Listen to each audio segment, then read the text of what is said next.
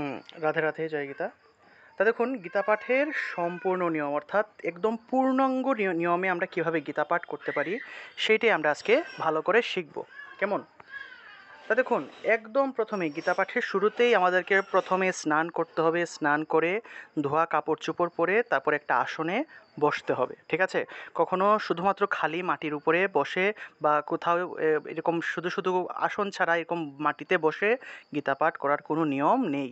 কোনো একটা আসন পেতে সেই আসনের উপরে বসে গীতা পাঠ করতে হয়, ঠিক আছে?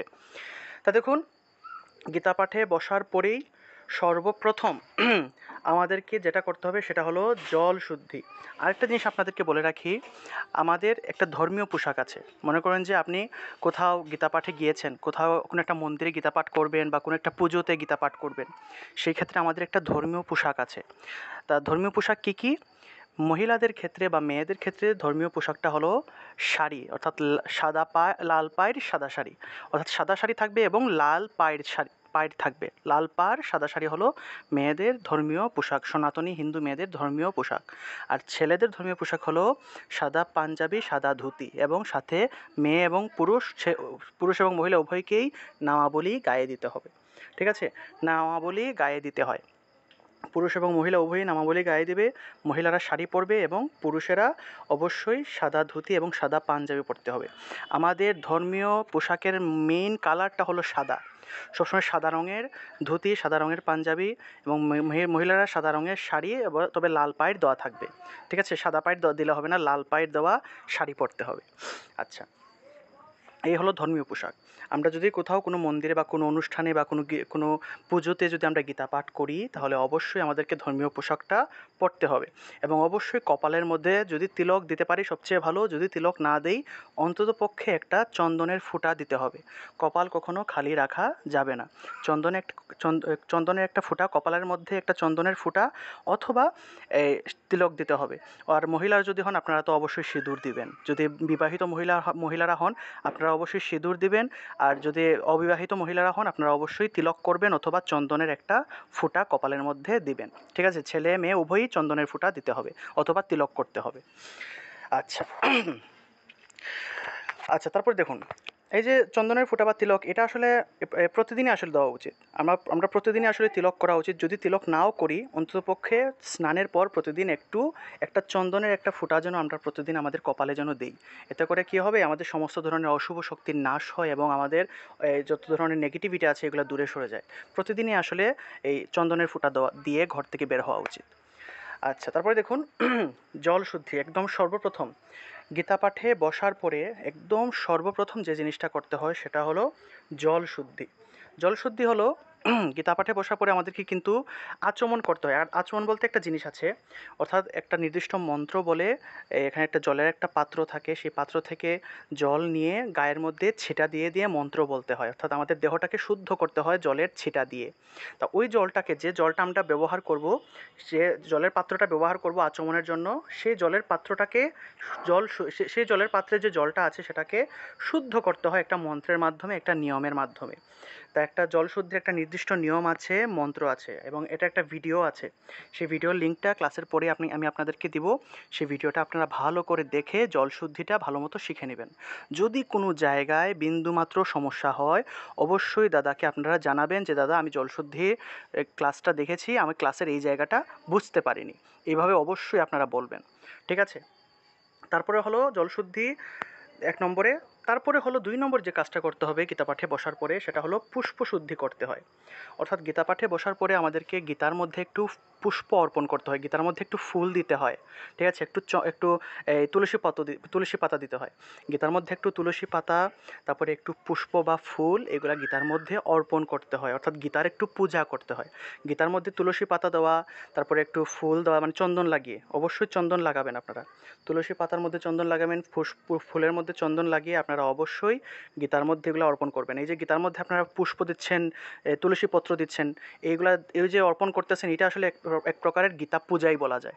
ঠিক আছে, অর্থাৎ গীতার পূজার ক্ষেত্রে গীতার পাঠের শুরুতেই গীতার যে পূজা করতেছেন, সেই গীতা পূজায় ব্যবহৃত যে পুষ্প, সেই পুষ্পটাকে বা ফুলটাকে অবশ্যই শুদ্ধি করতে হয়।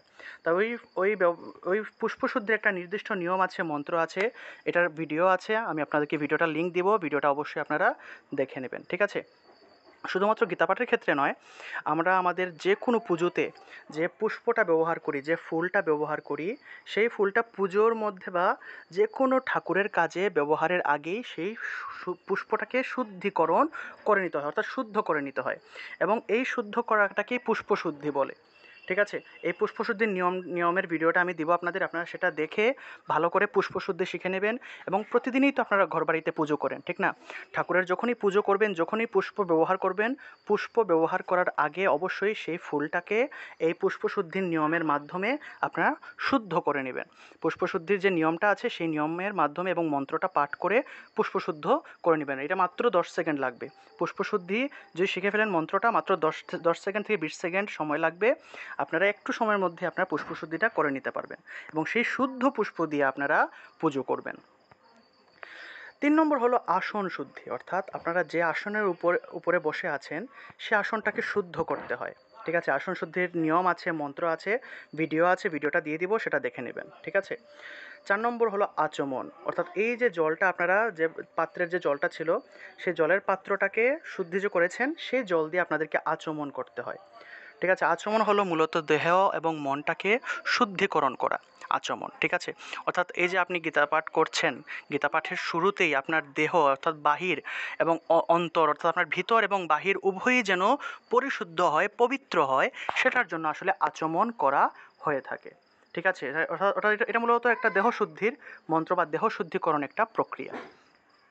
তো আমরা অবশ্যই আচমনের নিয়মটা এবং মন্ত্রটা ভালো করে শিখবো, ভিডিও আছে, ভিডিওটা দিয়ে দিব, অর্থাৎ প্রত্যেকটা টপিকের ভিডিও আছে এখানে, আলাদা আলাদা আমি তৈরি করে রেখেছি, যাতে করে আপনাদেরকে ভিডিওটা আমি দিয়ে দিলে আপনারা ভিডিওটা দেখে দেখে আপনারা একটু একটু করে সম্পূর্ণটা শিখে ফেলতে পারেন। ঠিক আছে, জলশুদ্ধির ভিডিও দিব, পুষ্পশুদ্ধির ভিডিও দিব, আসন শুদ্ধির ভিডিও, আচমনের ভিডিও, এগুলা দিব আপনাদেরকে। এগুলো আপনারা অবশ্যই দেখবেন, একটার পর একটা সিরিয়াল অনুযায়ী। প্রথমে জলশুদ্ধির মন্ত্রের ভিডিওটা দেখবেন, তারপরে পুষ্পশুদ্ধি দেখবেন, এরকম একটার পর একটা আপনারা সিরিয়াল অনুযায়ী দেখবেন। ঠিক আছে, আচ্ছা, 5 নম্বর ধাপে এসে আমরা তো প্রথমে জলশুদ্ধি করলাম, তারপরে পুষ্পশুদ্ধি করলাম, তারপরে আসন শুদ্ধি করলাম, তারপরে আচমন করলাম। 5 নম্বর ধাপে এসে আমাদেরকে কী করতে হবে? গীতা পূজা করতে হবে। এই যে একটু আগে বললাম যে গীতায় পুষ্প এবং তুলসীপত্র অর্পণটাকে আসলে মূলত গীতা পূজা বলা হয়ে থাকে। ঠিক আছে, তা এই যে পুষ্পটা আপনারা শুদ্ধ করেছিলেন, সেই শুদ্ধ পুষ্প আপনারা গীতার মধ্যে অর্পণ করবেন।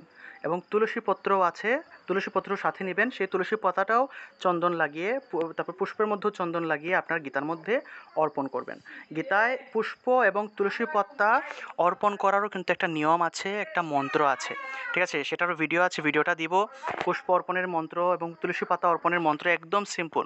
ওম এতৎ সচন্দনম তুলসী পত্রম শ্রীমদ্ ভগবদ গীতাবৈ নমঃ, এই কথা বলে আমাদেরকে তুলসী পাতা অর্পণ করতে হয়। যখন আমরা পুষ্প অর্পণ করব, তখন বলতে হয় ওম এতৎ সচন্দনম পুষ্পম শ্রীমদ্ ভগবদ গীতাবৈ নমঃ, এইভাবে।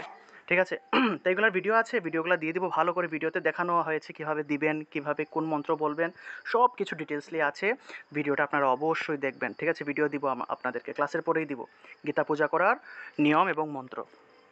আচ্ছা, 6 নম্বর ধাপে এসে আমাদেরকে ভোগ নিবেদন করতে হয়। ঠিক আছে, অর্থাৎ এই যে আমরা গীতা পাঠ করছি, গীতা পাঠের শুরুতেই দেখবেন বিভিন্ন জায়গায় একটা গীতার উদ্দেশ্যে একটা ভোগ দেওয়া হয়, একটু ফুল হতে, একটু ওই যে ফল হতে পারে বা একটু নৈবেদ্য হতে পারে, যে কোনো কিছু একটু ভগবানের উদ্দেশ্যে বা গীতা মায়ের উদ্দেশ্যে একটা কিছু ভোগ দেওয়া হয়। তা সেই ভোগটাকে আমাদেরকে নিবেদন করতে হয়। ঠিক আছে, গীতার উদ্দেশ্যে ভগবান শ্রীকৃষ্ণকে নিবেদন করতে হয়। ঠিক আছে, তা ওই ভগবান শ্রীকৃষ্ণকে এই ভোগ নিবেদনের একটা নিয়ম আছে, যে ভোগটা আপনারা দিবেন, যে নৈবেদ্যটা আপনারা ভোগ হিসেবে দিবেন, গীতা পাঠের সামনে বা গীতার সামনে একটা ভোগ দিতে হয়।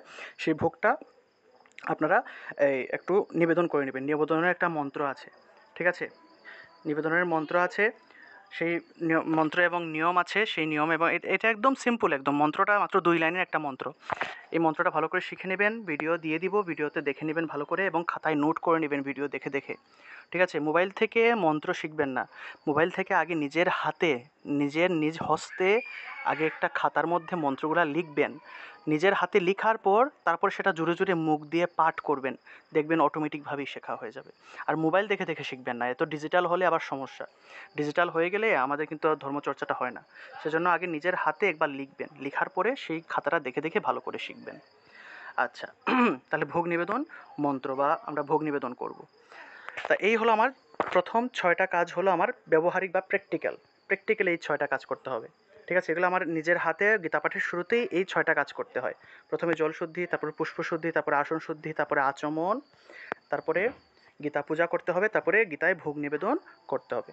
চাইলে আপনারা গীতা পূজার সময় গীতার মধ্যে পুষ্প এবং তুলসীপত্র অর্পণ করার পরে গীতাকে একটু প্রদীপ দেখাতে পারেন। ঠিক আছে, গীতার সামনে গীতা পাঠের যেখানে গীতা পাঠ করবেন সেখানে চাইলে আপনারা একটা প্রদীপ জ্বালিয়ে রাখতে পারেন, এবং সেই প্রদীপটা চাইলে আপনারা গীতাকেও একটু, যে গীতাটা পাঠ করছেন সেই গীতামাকেও একটু প্রদীপ দেখালেন, আপনারা একটু আরতি করলেন, গীতার একটু আরতি করলেন।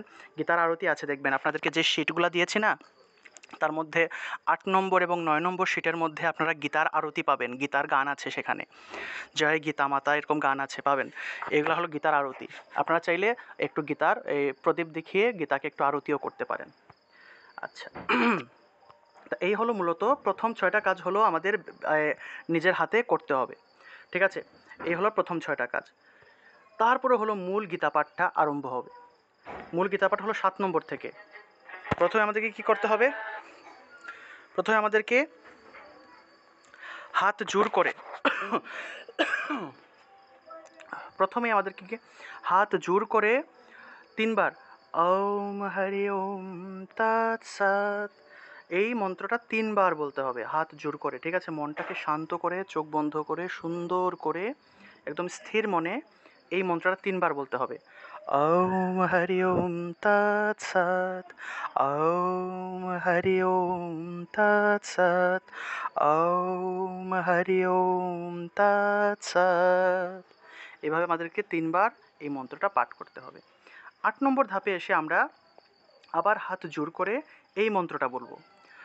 ওম নমঃ ভগবতে বাসুদেবায়, ওম নমঃ ভগবতে বাসুদেবায়, ওম নমঃ ভগবতে বাসুদেবায়।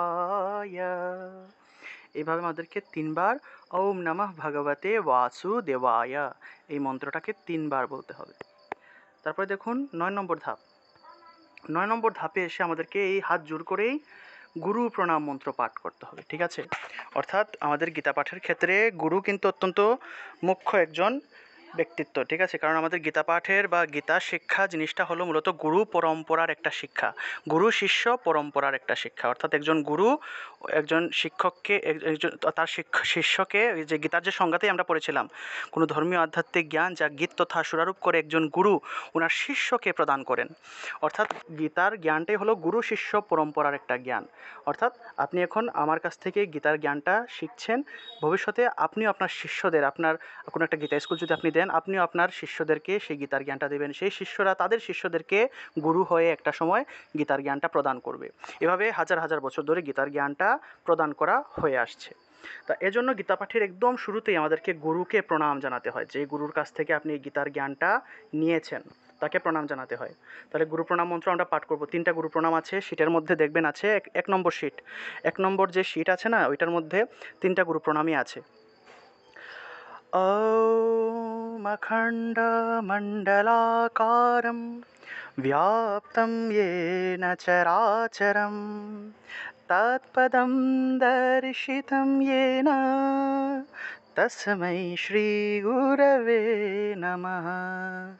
गुरुर्ब्रह्मा गुरुर्विष्णु गुरुर्देव महेश्वरः गुरुरेव परं ब्रह्म तस्मै श्रीगुरवे नमः। ॐ ज्ञानतिमिरन्धस्य ज्ञानञ्जनशलाकया चक्षुरुन्मिलितं येन তস্मै শ্রী গুরবে নমঃ। দেখুন কত সুন্দর গুরুর স্তুতি করা হচ্ছে এখানে। ওম অজ্ঞান তিমিরান্ধস্য, অর্থাৎ অজ্ঞানরূপ অন্ধকারে, তিমির মানে হলো অন্ধকার, অজ্ঞানরূপ অন্ধকারে আমি ডুবে আছি। ওম অজ্ঞান তিমিরান্ধস্য জ্ঞান অঞ্জন শলাকয়া, অর্থাৎ জ্ঞানরূপ অঞ্জন শলাকা দ্বারা, অর্থাৎ এখানে জ্ঞানের আলোর দ্বারা, আলোর কাঠির দ্বারা যিনি আমাকে আমার এই অজ্ঞানরূপ জীবনটাকে জ্ঞানের আলোর দ্বারা আলোকিত করেছেন। চক্ষুর উন্মিলিতম যেন, এবং আমার এই অজ্ঞানরূপ অন্ধকার চক্ষুকে, অন্ধ চক্ষুকে যিনি খুলে দিয়েছেন।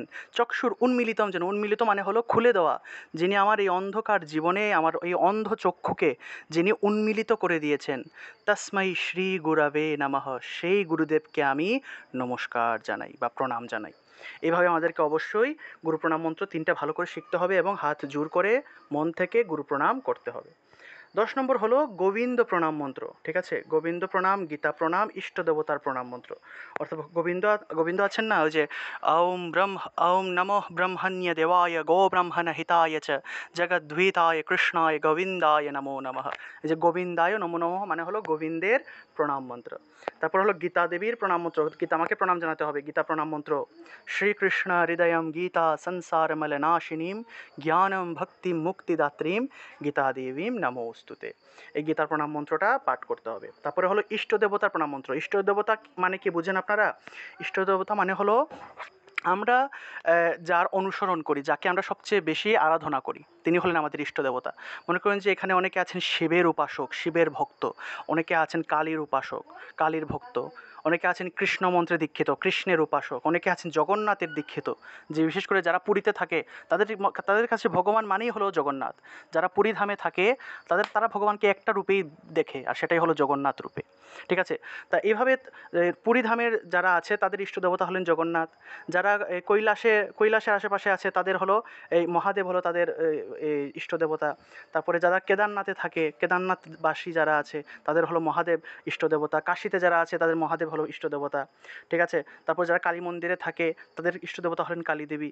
ঠিক একইভাবে আপনার যে ইষ্ট দেবতা আছেন, আপনি যার ভক্ত বা যাকে আপনি সবচেয়ে বেশি ভালো মানে ভগবানের যে রূপটাকে আপনি সবচেয়ে বেশি পরিমাণে ধ্যান করেন, স্তুতি করেন, সেই ইষ্ট দেবতার প্রণাম মন্ত্র অবশ্যই পাঠ করতে হবে। ঠিক আছে, এছাড়াও বিভিন্ন প্রণাম মন্ত্র আপনারা পাঠ করতে পারেন। শুধুমাত্র যে গোবিন্দ প্রণাম মন্ত্র, গীতা প্রণাম মন্ত্র, ইষ্ট দেবতার প্রণাম মন্ত্র এগুলো যে পাঠ করতে হবে এরকম না, চাইলে আপনি আরও 4-5টা অ্যাড করতে পারবেন। এই মানে 10 নম্বর ধাপে এসে আপনার ইচ্ছা মতো যে কয়টা দেবদেবীর প্রণাম মন্ত্র ইচ্ছে আপনি সবাইকে প্রণাম জানাতে পারেন। ঠিক আছে, এখানে বিভিন্ন রকমের প্রণাম মন্ত্র আপনারা পাঠ করতে পারেন 10 নম্বর ধাপে এসে। আপনার ইচ্ছা মতো 5টা, 10টা, 20টা যতটা ইচ্ছা ততটা প্রণাম মন্ত্র পাঠ করতে পারেন। আচ্ছা, তারপরে দেখুন 11 নম্বর 11 নম্বর ধাপে এসে আমাদেরকে কী করতে হবে? করন্যাস এবং অঙ্গন্যাস। করন্যাস অঙ্গন্যাস হলো মূলত গীতা পাঠ বা যে কোনো ধরনের পুজো এবং পাঠ শুরু করার আগেই দেখবেন আমাদের যারা পুরোহিত যারা আছেন, ব্রাহ্মণেরা যারা আছেন, ঠিক আছে, পুরোহিত মানে বুঝেন, পুরোহিত ব্রাহ্মণ মানে হলো যারা ব্রহ্ম জ্ঞান লাভ করেছেন। ঠিক আছে, যারা অনেক জ্ঞানী তারা হলেন ব্রাহ্মণ। আর পুরোহিত মানে কি? যারা পরের হিতকারী তারা হলেন পুরোহিত।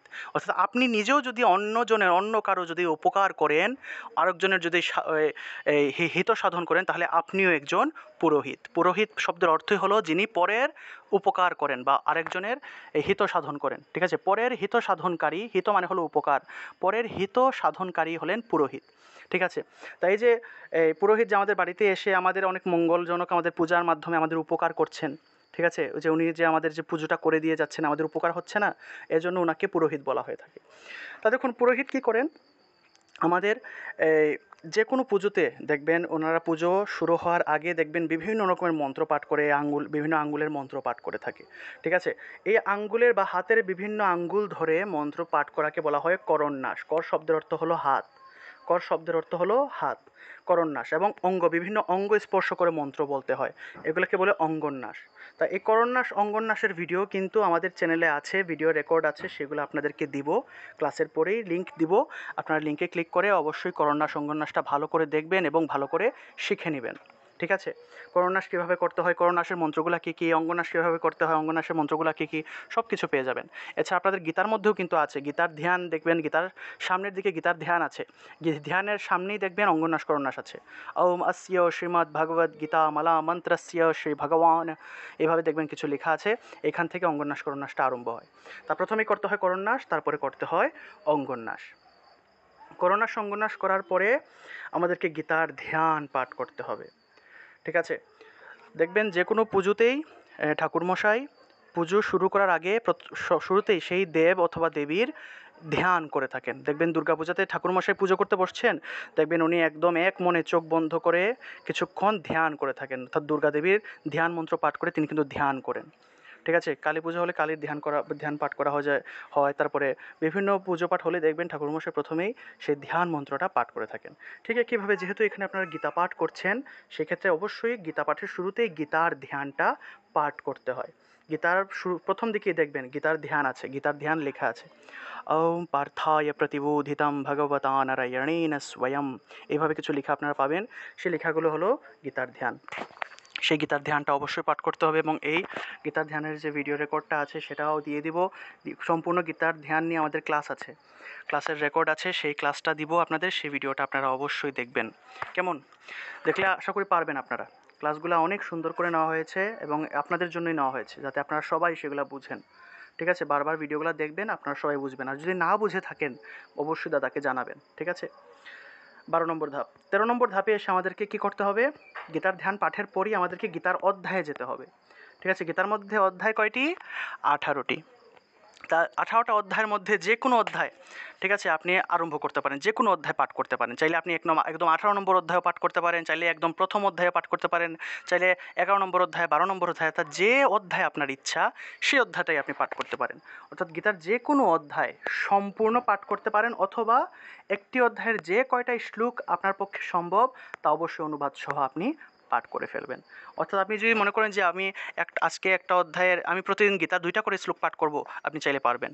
ঠিক আছে? বা আপনি যদি চান যে একটা শ্লোকও পাঠ করতে, আপনি পারবেন। যদি এরকমও চান যে একটা শ্লোকের অর্ধেক পাঠ করব, তাও পারবেন। ঠিক আছে?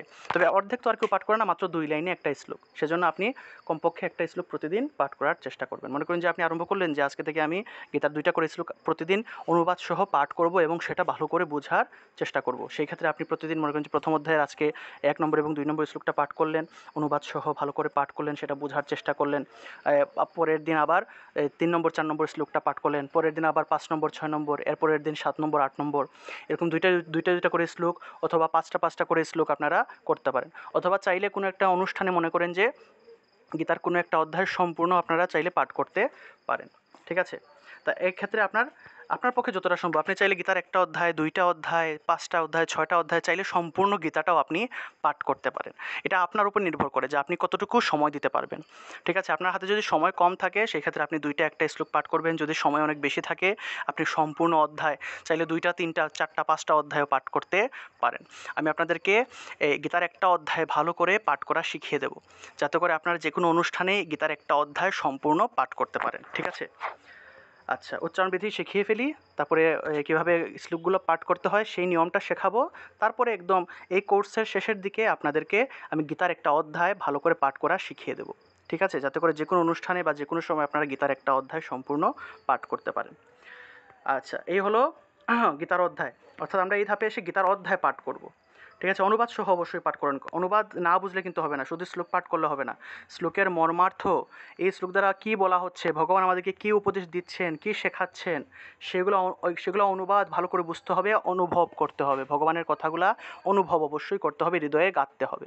তাহলে আসলে গীতা পাঠটা পরিপূর্ণ হবে। তারপরে দেখুন 14 নম্বর ধাপে এসে আমাদেরকে গীতার মাহাত্ম্য পাঠ করতে হবে।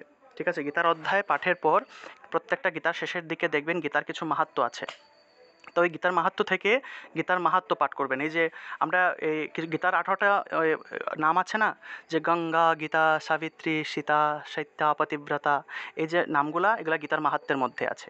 তা গীতার মাহাত্ম্যের মধ্যে চাইলে আপনারা সম্পূর্ণ মাহাত্ম্য পাঠ করতে পারেন। গীতার মাহাত্ম্যের মধ্যে প্রায় 84টার মতো শ্লোক আছে। আপনারা যদি 84টা শ্লোক সম্ভব না হয় তাহলে আপনারা 44 থেকে 51 পর্যন্ত পাঠ করে ফেলবেন।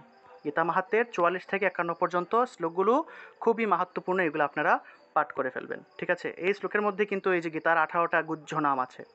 গীতার অত্যন্ত গুরুত্বপূর্ণ বা গুহ্য, গুহ্য শব্দের অর্থ হলো গোপনীয়, অর্থাৎ ভগবান শ্রীকৃষ্ণ অর্জুনকে গীতার 18টা গোপনীয় নাম পাঠ করার জন্য বলেছিলেন এবং এ কথাও বলেছিলেন যে যে ব্যক্তি প্রতিদিন এই নামগুলো একদম হৃদয় থেকে, মন থেকে স্থির মনে এই নামগুলো যারা পাঠ করে, তারা ইহলোকে তো সিদ্ধি লাভ করে, জ্ঞান সিদ্ধি লাভ করে এবং অন্তে তারা ভগবানের পরম পদও প্রাপ্ত হতে পারে।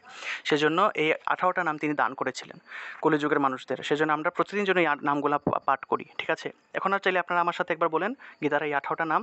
গীতার হলো 50 নম্বরে, যে মাহাত্মের 50 নম্বরের শ্লোক হলো, মাহাত্মের 49 এবং 50 নম্বরের শ্লোক হলো এই 18টা নাম। গীতার গুহ্য, গুহ্য মানে হলো গোপনীয় 18টা নাম এই দুইটা শ্লোকের মধ্যে আছে।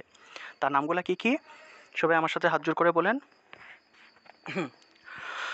गंगा गीता च सावित्री, गंगा गीता च सावित्री, सीता सत्या पतिव्रता, सीता सत्या पतिव्रता, ब्रह्मवोलीर्ब्रह्मविद्या, ब्रह्मवोलीर्ब्रह्मविद्या, त्रिसन्ध्या मुक्तिगेहिनी, त्रिसन्ध्या मुक्तिगेहिनी, अर्धमात्रा चिदानन्दा, अर्धमात्रा चिदानन्दा, भवग्निभ्रान्तिनाशिनी, भवग्निभ्रान्तिनाशिनी, वेदोत्रोयि परानन्दा, वेदोत्रोयि परानन्दा, तत्त्वार्थज्ञानमञ्जरी, तत्त्वार्थज्ञानमञ्जरी। এই হলো 18টা গীতার গোপনীয় 18টা নাম। তাই আপনারা অবশ্যই যদি গীতার সম্পূর্ণ মাহাত্ম্য পাঠ না করেন, অন্ততপক্ষে 44 থেকে 51 পর্যন্ত পাঠ করবেন এবং সেগুলোর অনুবাদগুলো একটু পাঠ করবেন সময় পেলে। অনুবাদগুলো পাঠ করলে কী হবে, আপনারা বুঝতে পারবেন যে গীতার কী মাহাত্ম্য, গীতা এত গুরুত্ব কেন, গীতা পাঠ করলে কী হয় না হয়, এগুলো সব কিছু আপনারা পাবেন গীতার মাহাত্ম্যের মধ্যে। ঠিক আছে, আচ্ছা, তারপরে দেখুন 15 নম্বর ধাপ। 15 নম্বর ধাপে এসে আমাদেরকে ক্ষমা প্রার্থনার মন্ত্র পাঠ করতে হবে। এই যে আপনি এতক্ষণ গীতা পাঠ করলেন, সেই গীতা পাঠে যে ভুল ভ্রান্তিগুলো হয়েছিল, ওই যে অনেক সময় উচ্চারণ ভুল হয়ে থাকে বা বিভিন্ন ভুল হয়, সেই সকল ভুলের জন্য আমরা ভগবানের কাছে ক্ষমা প্রার্থনা চেয়ে নেব। ঠিক আছে, অর্থাৎ ভগবানের কাছে ক্ষমা প্রার্থনা চাইতে হয়।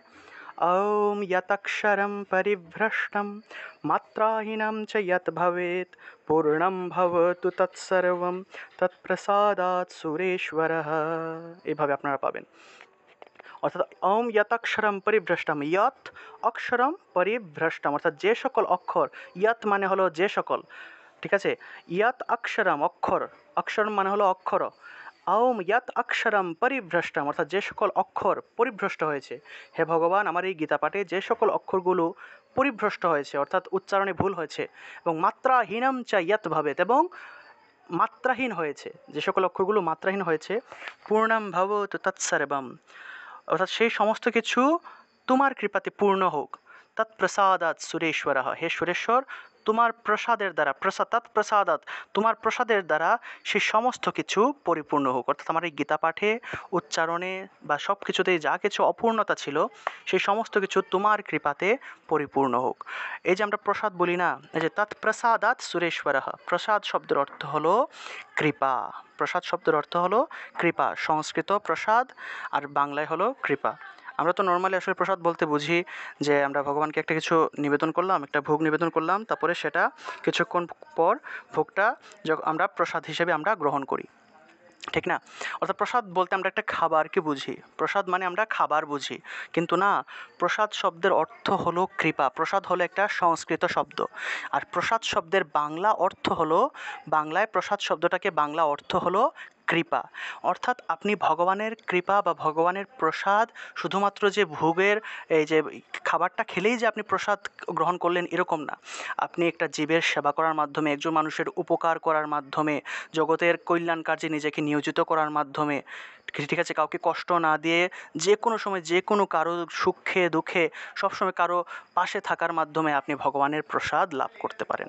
অর্থাৎ ভগবানের কৃপা, আপনি প্রতিটা পদে পদে ভগবানের কৃপা লাভ করতে পারেন, ভগবানের প্রসাদ লাভ করতে পারেন। ঠিক আছে, এই যে আমরা বলি না প্রসাদ, তুমি কি প্রসাদ বুঝি, প্রসাদ বুঝি, প্রসাদ ভুজি আমরা বলি, ঠিক না? প্রসাদ ভুজি মানে বোঝানো হয় যে সে নিরামিষ ভুজি কিনা, কিন্তু না, আপনি প্রসাদ ভুজি, আমিষ খেয়েও আপনি প্রসাদ ভুজি হতে পারেন। ঠিক আছে, অর্থাৎ এখানে তো সবার পক্ষে তো নিরামিষ খাওয়া অনেক সময় সম্ভব হয় না। আমরা এখানে অনেকেই বিভিন্ন ফ্যামিলি থেকে আসে, সেজন্য যারা যারা আমিষ ভুজি আছেন, আপনারা এরকম মনে করবেন না যে আপনারা প্রসাদ ভুজি নন।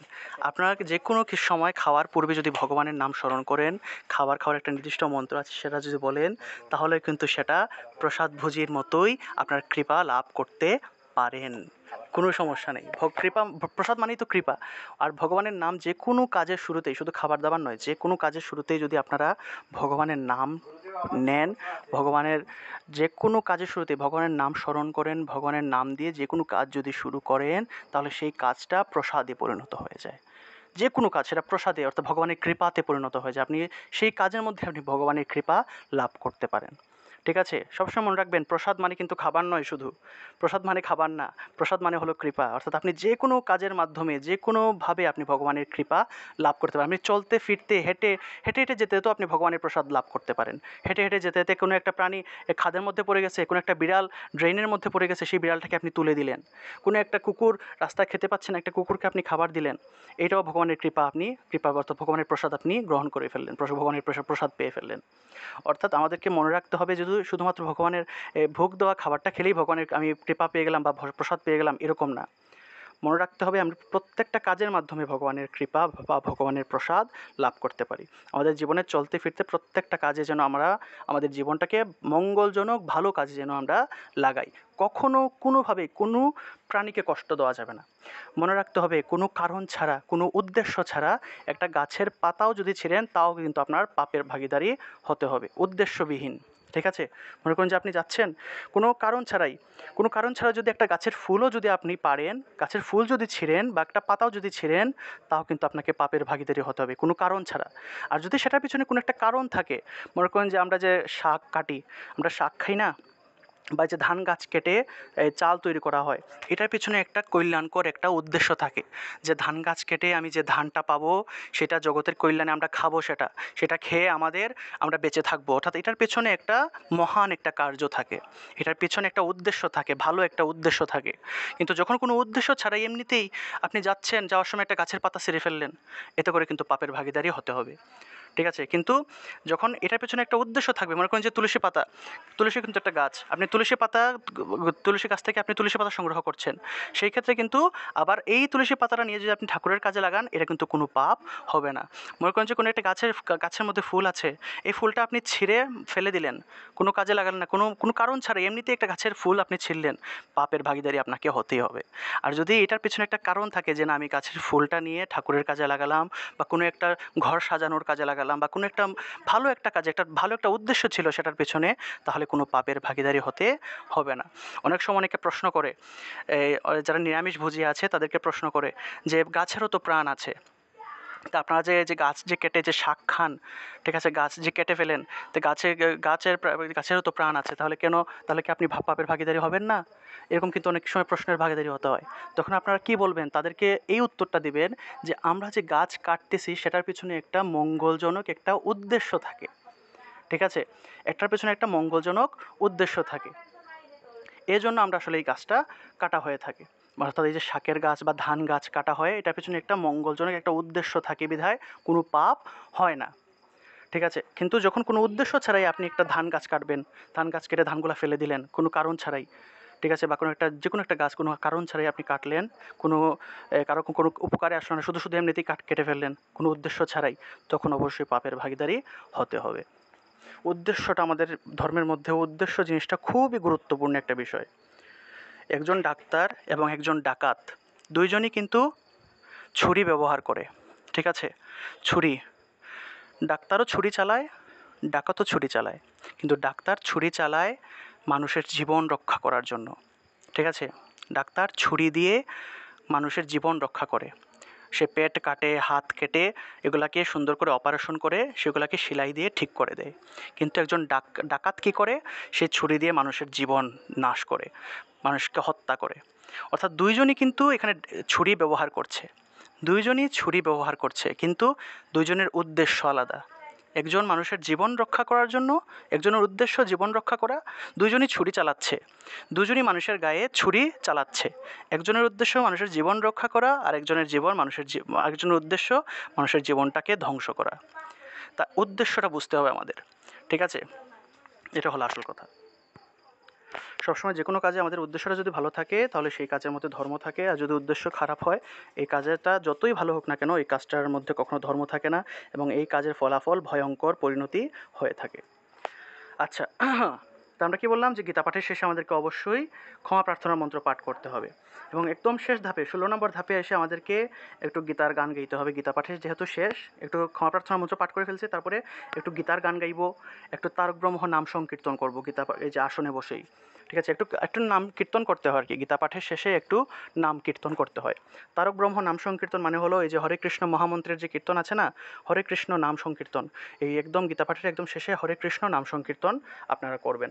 এবং আপনারা চাইলে একটু গীতার গান গাইতে পারেন, বা বিভিন্ন রকমের যে ভজন গীতি আছে না, একটু ঠাকুরের গান আছে না, এই গান টান একটু গাইবেন আপনারা সবাই। আমাদের ধর্মে কিন্তু কীর্তন বা গানের গুরুত্ব অকল্পনীয়। আমাদের একটা বেদই আছে গানের উপরে, সামবেদ, ঠিক আছে? ঋক, সাম, যজু, অথর্ব। আমাদের প্রধান একটি বেদ হলো সামবেদ। সাম শব্দের অর্থ হলো গান, সাম শব্দের অর্থ হলো গান। অর্থাৎ আমাদের ধর্মে গান একদম শুরু থেকেই ছিল, ঠিক আছে? গান জিনিসটা আমাদের ধর্ম থেকেই সৃষ্টি হয়েছে। এই যে স্বর্গম আছে না, সারেগামা পাধা নিসা, এই স্বর্গমও কিন্তু আমাদের বিভিন্ন দেবদেবীর হতে সৃষ্টি। কোন দেব কে সৃষ্টি, সা কে সৃষ্টি করেছিলেন, রে শব্দটা কে সৃষ্টি করেছিলেন, গা শব্দটা কে সৃষ্টি করেছিলেন, এই 7টা স্বর কারা কারা সৃষ্টি করেছিলেন, এই একটা ভিডিও দিব আপনাদেরকে। সেই ভিডিওটা আপনারা দেখে শিখে নেবেন, বা বা লিখে লিখে রেখে দেবেন যে এই যে স্বর্গমের যে 7টা সারেগামা পাধানিসা, এই 7টা স্বর কোন দেবদেবী এগুলা সৃষ্টি করেছিলেন তাদের নাম সহ আমি আপনাদেরকে দেবো একটা ভিডিও। সেই ভিডিওটা দেখে আপনারা সুন্দর করে নোট করে নেবেন, কেমন? আচ্ছা, আপনারা অবশ্যই আপনাদের বাচ্চা কাচ্চা যারা আছে তাদের সবাইকে অবশ্যই গানটা ভালো করে শেখাবেন। গীতা যেরকম গুরুত্বপূর্ণ, গানটাও গুরুত্বপূর্ণ। গীতা মানেই তো গান, গীতা শব্দের অর্থই তো গান। সেজন্য এখানে যারা যারা ছোটোবেলা থেকে একটু গান শিখেছেন বা গানের সাথে যুক্ত আছেন, আপনাদের ক্ষেত্রে গীতা শেখাটা অনেক সহজ হয়ে যাবে, ঠিক আছে? সেজন্য গানটা আপনারা যারা যারা গান শেখেন নাই কোনো সমস্যা নেই, আপনারা প্র্যাকটিস করেন, বিভিন্ন সময় গান শুনবেন, ভজন গীতিগুলো শুনবেন, বাসায় মাঝে মধ্যে হারমোনিয়াম নিয়ে বসবেন, দেখবেন অটোমেটিকভাবে সুরগুলো আসবে। আর আপনাদের বাচ্চা কাচ্চা যারা আছে, ছোটরা যারা আছে, তাদেরকে অবশ্যই গানের স্কুলে পাঠাবেন, একজন টিচার রেখে গান শেখাবেন। আমার মা বাবারা, আমাদের বাসায় একজন গানের টিচার আসতো, সেই গানের টিচার আমি সহ আমার বড় ভাই বোন যারা ছিলেন তাদের সবাইকে গান শেখাতো। একজন গানের টিচার রেখে অবশ্যই অবশ্যই গানটা শেখাবেন। আমাদের ধর্মে গান খুবই গুরুত্বপূর্ণ একটা বিষয়, ঠিক আছে? যে কোনো অনুষ্ঠানে দেখবেন, যে কোনো অনুষ্ঠানেই, যে কোনো পুজোর ক্ষেত্রেই দেখবেন শেষে কিন্তু কীর্তন করা হয়, গান কীর্তন করা হয়েই থাকে। যে কোনো পুজো অনুষ্ঠান বা গীতা পাঠ যে কোনো কিছুতেই, গীতা পাঠের শেষে হোক বা পুজোর শেষে হোক, গান বা কীর্তন কিন্তু করা হয় মাস্ট। এজন্য কীর্তন শেখাটা খুবই গুরুত্বপূর্ণ, ঠিক আছে? আচ্ছা, তা এই হলো আমাদেরকে একটু ব্রহ্ম নাম সংকীর্তন বা হরে কৃষ্ণ নাম সংকীর্তন করতে হবে। তারক ব্রহ্ম নাম সংকীর্তন মানে হলো হরে কৃষ্ণ, তারক ব্রহ্ম মানে হলো হরে কৃষ্ণ, হরে কৃষ্ণ নাম সংকীর্তন করতে হবে, ইত্যাদি বিভিন্ন রকমের ভজন আপনারা করতে পারেন। এবং একদম শেষে, একদম সব শেষে আমাদেরকে এই কৃষ্ণের প্রণাম, অর্থাৎ প্রণাম করে তো উঠতে হবে গীতাপাঠ থেকে। গীতাপাঠ থেকে প্রণাম করে ওঠার জন্য আমরা প্রণাম করে কৃষ্ণের প্রণাম মন্ত্র পাঠ করব, রাধার প্রণাম মন্ত্র পাঠ করব, পাপের ক্ষমা প্রার্থনার মন্ত্র পাঠ করে শেষে বেদের একটা শান্তি মন্ত্র পাঠ করে প্রণাম করে তারপরে আসন থেকে আমরা উঠব। যে আসনে বসে আমরা গীতাপাঠ করেছিলাম সেই আসন থেকে ওঠার আগে আমরা ভালো করে সুন্দর করে একটা প্রণাম দিয়ে, প্রণামের সময় আমরা বলবো শ্রীকৃষ্ণের প্রণাম মন্ত্র, রাধারানীর প্রণাম মন্ত্র, পাপের ক্ষমা প্রার্থনার মন্ত্র, তবে বেদের একটা শান্তি মন্ত্র পাঠ করে প্রণাম করে তারপরে আমরা আসন থেকে উঠব। এই প্রত্যেকটা জিনিসের ভিডিও আমার চ্যানেলে আপনারা পাবেন। আপনারা ইউটিউবে গিয়ে সার্চ করবেন যে পাপের ক্ষমা প্রার্থনার মন্ত্র আকাশ দাদা, রাধা প্রণাম মন্ত্র আকাশ দাদা, শ্রীকৃষ্ণ প্রণাম মন্ত্র আকাশ দাদা, বেদের শান্তি মন্ত্র আকাশ দাদা, এরকম প্রত্যেকটা টপিক লিখে আপনার ব্র্যাকেটে আমার নাম লিখলেই আপনারা সেই ভিডিওটা পেয়ে যাবেন, ঠিক আছে? তারপরে যে সামনের দিকে যে ভিডিওগুলো আছে না, যে সামনের দিকে গুরু প্রণাম মন্ত্র, গোবিন্দ প্রণাম মন্ত্র, গীতা প্রণাম মন্ত্র, এই প্রত্যেকটা জিনিসের প্রণাম মন্ত্র বা যে কোনো দেবদেবীর প্রণাম মন্ত্র লিখে সাইডে আমার নাম লিখলেই আপনারা সেই ভিডিওটা, আমার যে ক্লাসটা আছে সেটা আপনারা পাবেন। গুরু প্রণাম মন্ত্র আকাশ দাদা লিখে সার্চ করলেই আমার ভিডিওটা পেয়ে যাবেন। 3টা ভিডিও আছে, 3টা প্রণাম মন্ত্রের 3টা ভিডিও।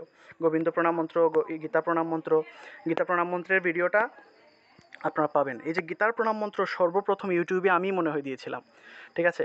আমি যখন ছোটোবেলা থেকে গীতা পাঠ করি তখনই আমি মানে গীতার মানে সকল দেবদেবীর প্রণাম মন্ত্র আমি পেয়েছি, কিন্তু গীতার প্রণাম মন্ত্র তো আর কোথাও পাই না। শেষে খুঁজতে খুঁজতে খুঁজতে খুঁজতে কোথাও যেন একটা গ্রন্থের মধ্যে না কোন জায়গায় জানি আমি একটা গীতার প্রণাম মন্ত্রটা পেয়েছিলাম, কিন্তু সেটার অনুবাদ তো আর পাই না।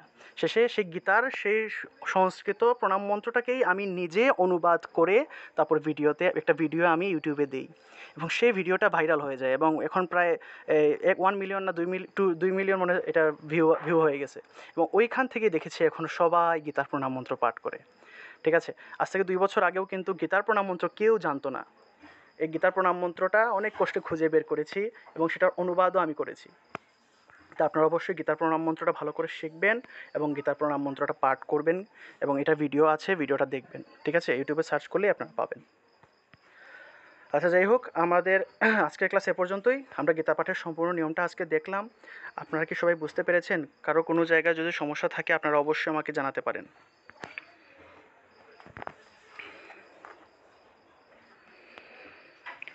নমস্কার দাদা। হ্যাঁ, নমস্কার।